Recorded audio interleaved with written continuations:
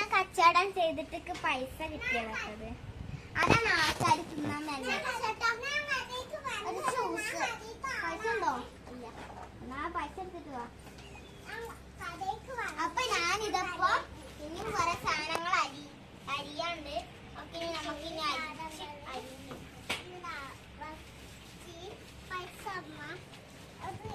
എന്താ വേണ്ടേ? അച്ചാടി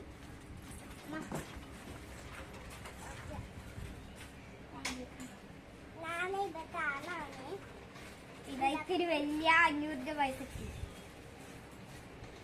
കണ്ടോ? ഞാൻ